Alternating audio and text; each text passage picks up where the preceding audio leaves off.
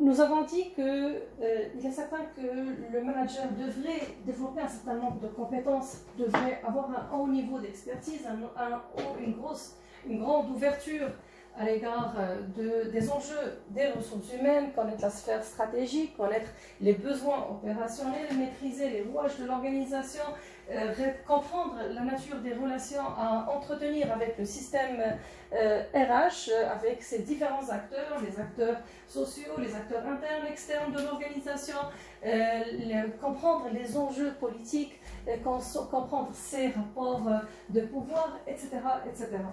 Par ailleurs, l'arrêt sur la notion de leadership et l'arrêt sur la notion de leadership est un élément où la compréhension de l'importance du sens de leadership pour un gestionnaire, pour les gestionnaires que vous êtes, est un impératif.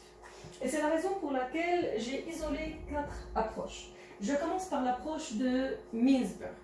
Alors, vous allez me dire que c'est l'une des approches les plus vieilles, celle qui a, je dirais, a été reprise dans la majorité des ouvrages, que ce soit en matière, dans la majorité des ouvrages en gestion des ressources humaines, autant qu'en gestion, en introduction dans les concepts de base en matière de management ou en matière de management stratégique.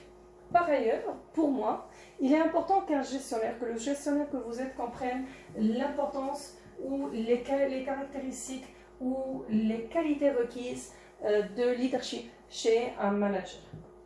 Pourquoi? On avait dit qu'il existe 2 types de leadership. On a le leadership formel et le leadership informel.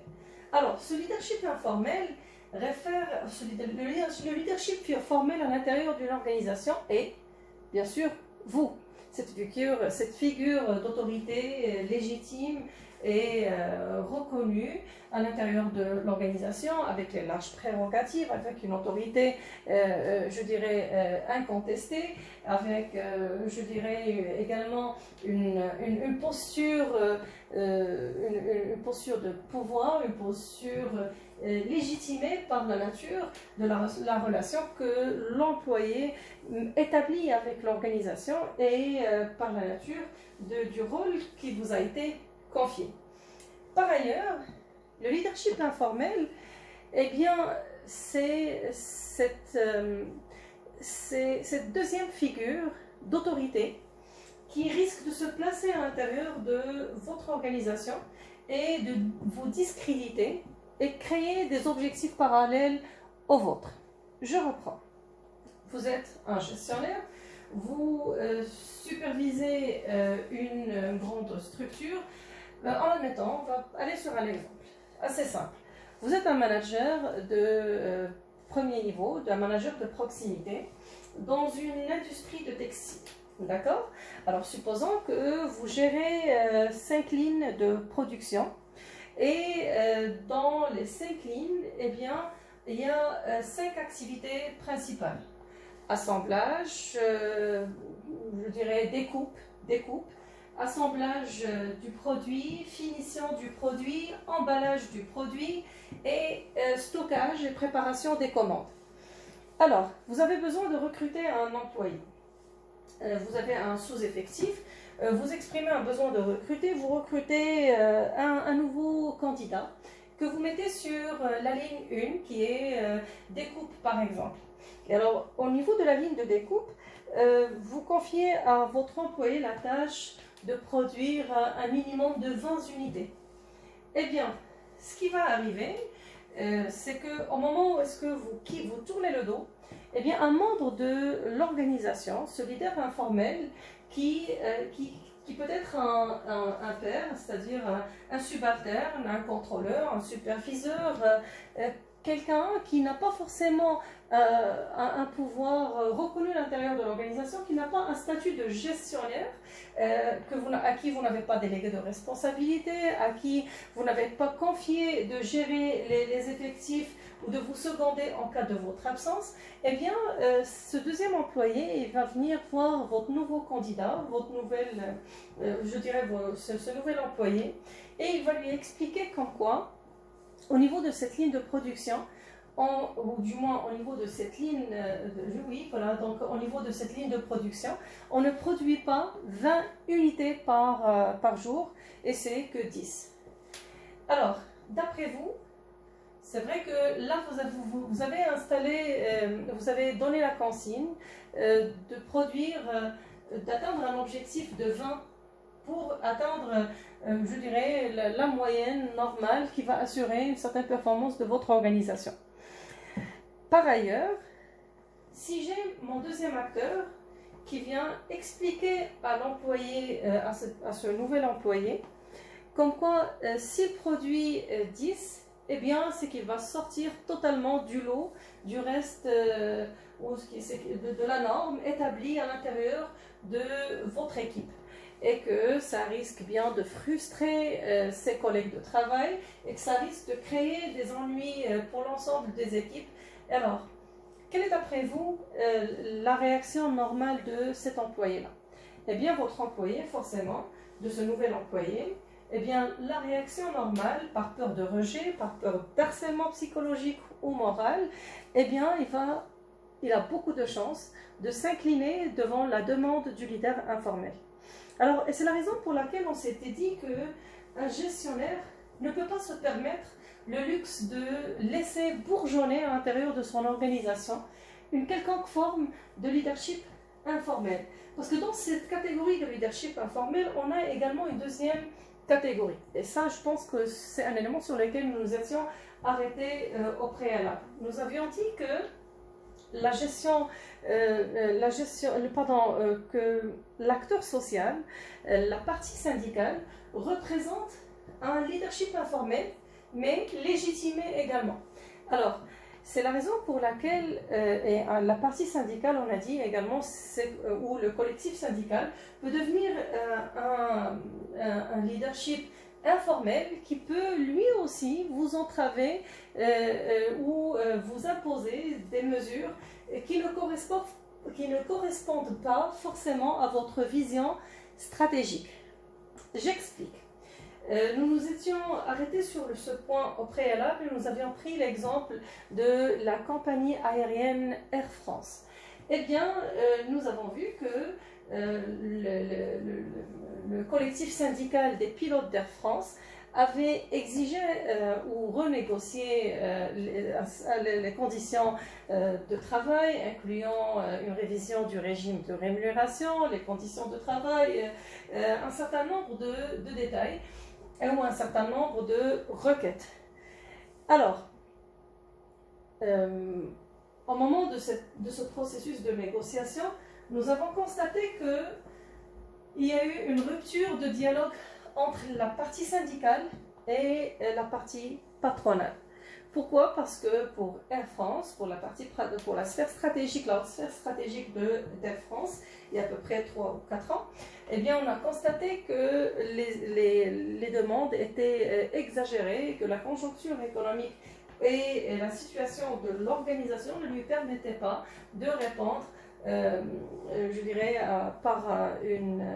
de répondre à ses besoins et à ses requêtes. Alors, la polarisation des positions, ou cette absence, cette rupture de dialogue entre la partie patronale et la partie syndicale, eh bien, c'est soldé par énormément de pertes pour la compagnie Air France. Ceci dit, il y a eu intervention du président de la nation pour assurer la reprise de l'activité chez Air France. Pourquoi? Parce que le leadership informel a réussi quand même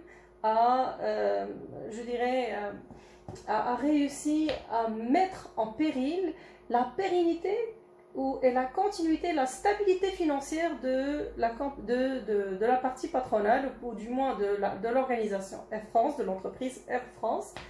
Et c'est pourquoi? Parce que c'est énormément de salaires à verser, il y a toute une logistique à continuer, il y a énormément de pertes de clients et en contrepartie, il y a énormément de dépenses à combler. Et c'est la raison pour laquelle la présidence ou le président de France avait obligé, la partie a dû intervenir et obliger ce leadership informel mais légitime à accepter de faire un certain nombre de compromis et d'accepter un certain nombre de compromis pour assurer la pérennité de l'organisation. Alors, tout ça pour vous dire, quand on est un gestionnaire, que nous soyons un gestionnaire ou que vous soyez des gestionnaires de premier niveau ou intermédiaire ou dans la sphère managériale stratégique, eh bien, il faut développer un certain nombre de qualités de leadership. Pourquoi? Parce que quand vous désertez ce rôle, vous risquez bien de vous substituer. Et c'est un peu le sens dans lequel, ou c'est ce qui a guidé un peu les travaux en matière de leadership depuis les années 60. Alors, l'approche de Mintzberg, autant que celle de Patricia Pitcher, ou l'approche de Moreno que nous allons voir dans ce cours, ou l'approche de Mountain and Blake, qui elle-même essaie de catégoriser ou de définir un certain nombre de profils de managers, eh bien, elles vont toutes dans le sens de développer des habilités de manager, des habilités de direction, des habilités de communication et des talents de gestionnaire. Alors, par ailleurs, chacune des approches a une orientation spécifique. Alors, quand je prends l'approche de Mintzberg, eh bien, Mintzberg, il définit un certain nombre de qualités ou un certain nombre de pouvoirs que le gestionnaire devrait développer pour assurer la cohérence et la constance et pour pouvoir mobiliser, intéresser et préserver, je dirais, la légitimité de son pouvoir auprès des membres de l'organisation.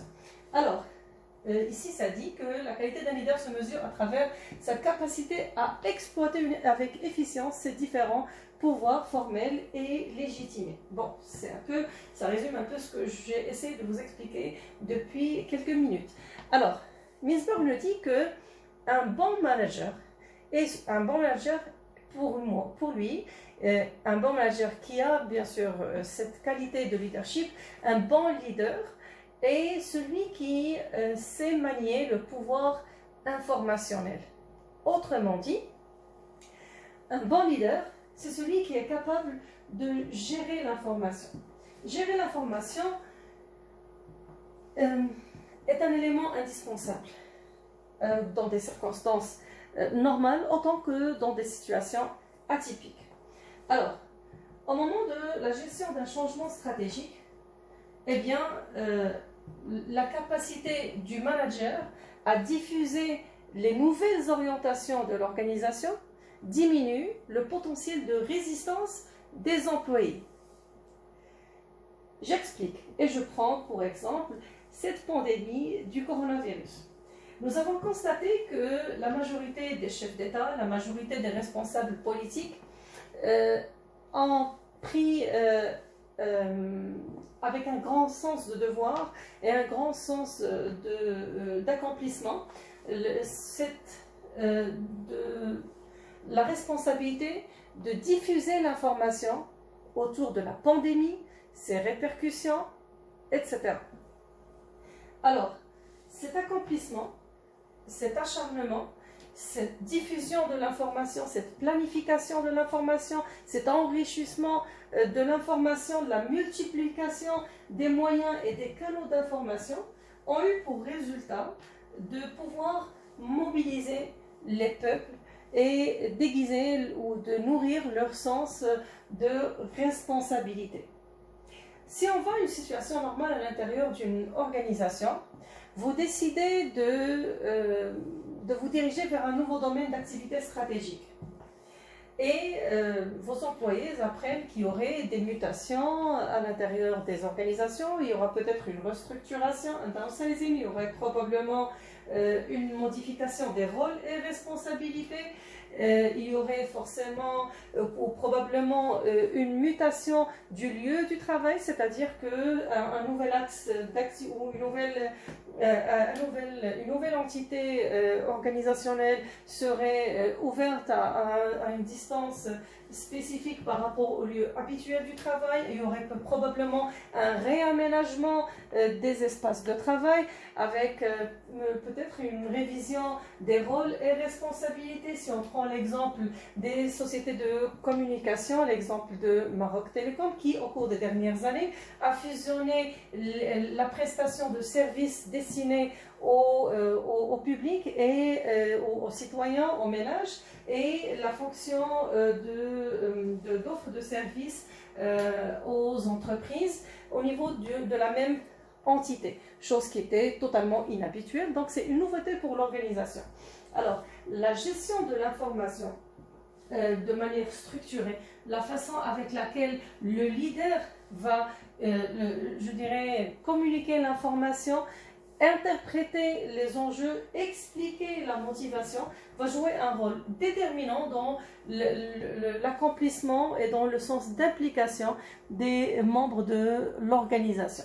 Alors, deuxième variante, deuxième caractéristique sur laquelle Mintzberg s'arrête, c'est le pouvoir décisionnel. Eh bien, il faut dire une chose. Il existe, comme on l'a vu dans le cours, un certain nombre de références sur le plan éthique qui souvent, il existe, comme je l'ai dit, un certain nombre de références, je dirais soit morales, des sources, des sources normatives qui guident le jugement du leader, eh bien, qui sont soit d'ordre normatif ou autorégulatrice. Alors, le pouvoir décisionnel.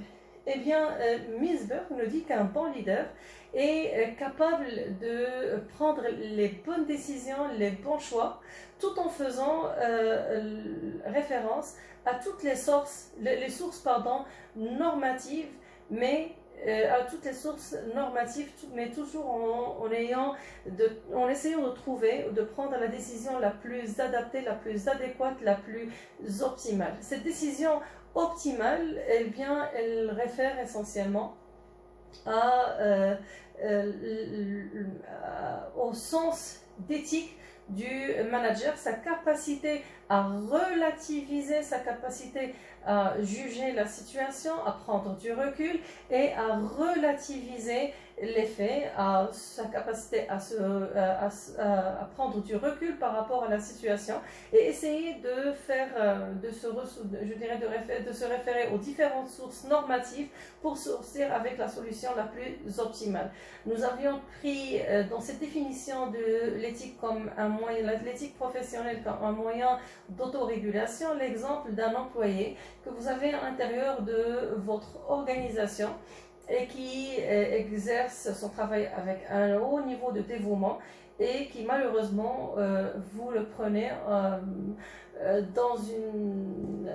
vous constatez que malheureusement, il dissipe un certain nombre d'outils de l'organisation. Eh bien, quelle est la meilleure décision, quelle est la meilleure décision que vous aurez à prendre? Alors, est-ce que vous allez appliquer la source normative, soit le code déontologique, le règlement de l'organisation, ou vous allez vous référer plus au sens moral? Est-ce que vous allez sanctionner cet employé, ou est-ce que vous allez être beaucoup plus clément, ou quel est ce choix d'ordre éthique que vous allez faire? Alors, le pouvoir décisionnel ne réfère pas uniquement à, si je dois dire la chose suivante. Donc, c'est un point que je vais effacer de ma présentation et que je vais reprendre.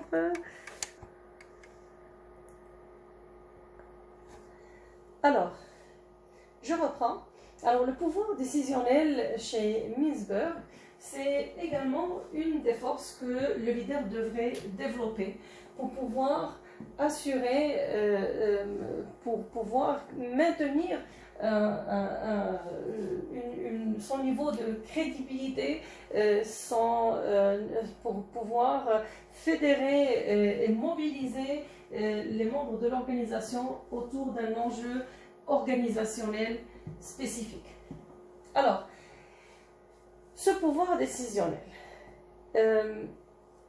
il réfère à la capacité du manager à prendre la décision optimale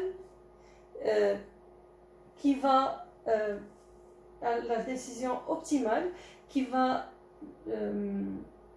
assurer l'atteinte de l'objectif de l'organisation, sans pour autant qu'il y ait des répercussions sur le niveau d'engagement des membres de l'organisation. Alors, si je prends un exemple d'une figure politique, alors, un responsable politique dans les circonstances particulières que nous traversons, que nous vivons actuellement, eh bien, nous avons constaté en fait que la majorité des leaders politiques